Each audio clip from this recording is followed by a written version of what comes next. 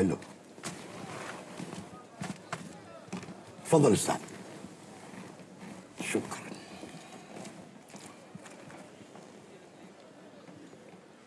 لا ما ترجعش ورايا، انا فلوسي مضمونه 100%. انا جايبهم من البنك عليك عادل. مو هي هاي المصيبه، لانه حضرتك جايبها من البنك، هوايه بنوك ما تنضمون، والفلوس اللي بالبنوك هوايه بيها مزوره. ده هيوقع قلبي. انا فلوسي كلها من البنوك. استاذ، أنا سابقا كنت أشتغل بالعملة، تركناها لأن ما تجيب همها، قمنا نخسر، ولهذا حولت على الوثائق والمستندات. تزوير الفلوس بيخسر؟ معقولة؟ أستاذ، أنا قبل كنت ملك زماني، الورقة $100 أطبعها أبيعها ب$10 وأربحها هواية، بس ولد الحرام دخلوا بيها. إزاي؟ أستاذ، كل مهنة وبيها منافسين، احنا منو كان ينافسنا؟ الحكومة. قل لي شلون؟ انت ما سألتني شلون، بس انا اقول لك. الحكومة كانت عندها مطبعة مال نقود، يعني تطبع فلوس، واني هم كانت عندي ورشة صغيرة اطبع بيها فلوس. الحكومة اول ما بلشت شغلت 10 12، بعدين السنة الثانية صاروا 200، بعدين صاروا 1000. طبعا ذولا يحتاجون رواتب ومصاريف ومكافآت ومخصصات. شو تسوي الدولة؟ تحملها على العملة. أنا كنت أربح والدولة ممكن تخسر، بس ما يهمها الدولة تخسر ما تخسر. أنت بحياتك فد يوم سمعت أكو حكومة أشهرت إفلاسها؟ لا. ولهذا زيدوا سعر الورق وزيدوا الأحبار. يعني صدقني قمت أطبع الورقة $10 وأبيعها ب$9، يعني شغلة ما تجيب همها. قلت أنا لوش بعد متعب حالي. والله رأيك بلاها الشغلانة دي، خليك في المستندات أحسن. صحيح. أسولف لك، فد يوم جاني وزير بالحكومة. وزير؟ وزير منزعج. قلت له شبيك؟ قال لي عمري 74 سنة وأطلع تقاعد. قلت له لا تدوخ، الموضوع يمي. سويت له هوية أحوال مدنية جديدة، أوراق رسمية كلها جديدة، وسويت عمره 54 سنة وجددوا له بالوزارة. ده أنت لو اشتغلت في مصر هتبقى مليونير. وحياتك يا دكتور أنا ليا طلب عندك. أؤمر أستاذ. عايز وثيقة جواز رسمية. سهلة، غالي والطلب رخيص.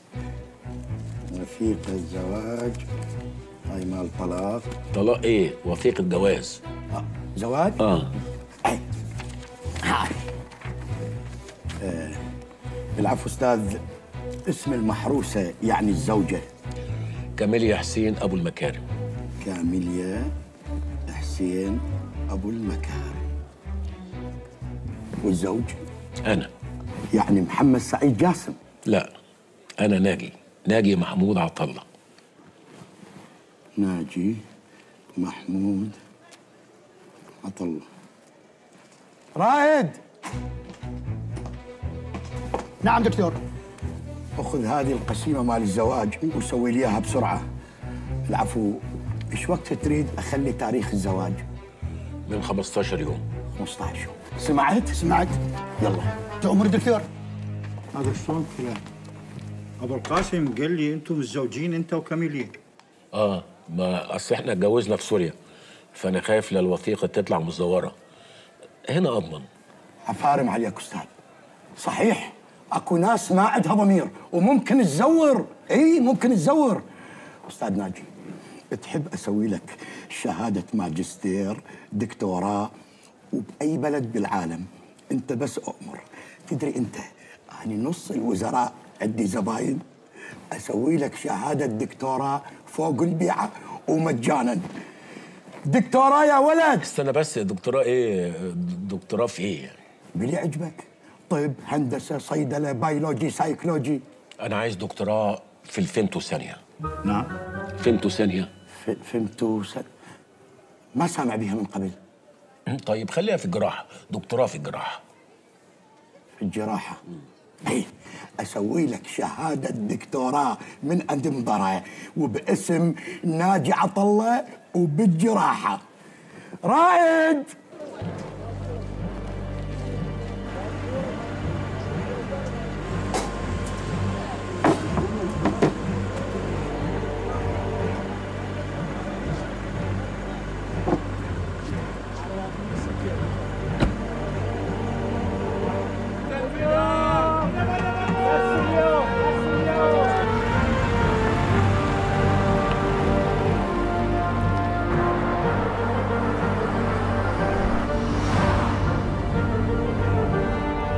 عبد الكريم عبود مصطفى.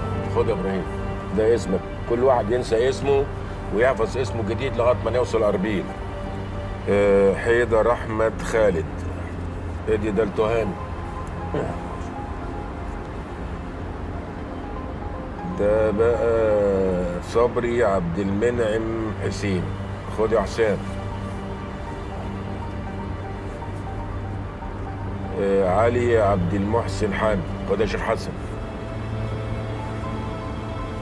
وانا كبير. انت اهو. اسمه هيكون ايه يا كبير؟ زاير حذافه جوري. مين يا باشا؟ زاير حذافه جوري.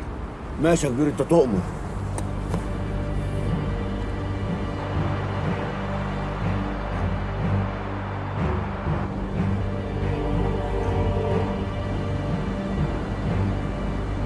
يا جماعة احنا داخلين على أربيل شمال العراق. هاي الأراضي كلها تابعة لكردستان، يعني 40 كيلو ندخل أربيل. أربيل بلد قديمة.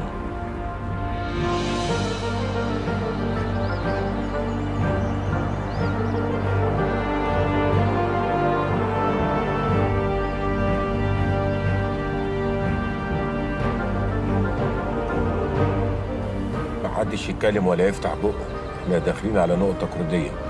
لا تخافون، أنا صديقي ينتظرنا هناك. كردي؟ كردي، سردار صديقي اللي حكيت لك عليه. يا جماعة نكون الهويات.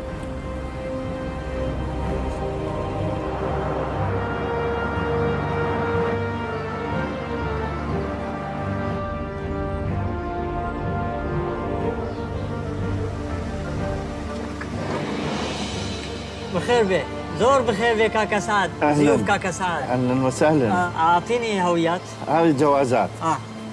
تفضل.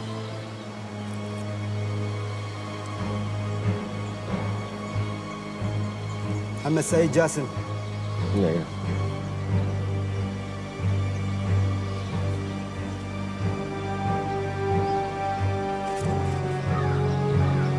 عبد الكريم عبود. ايوه.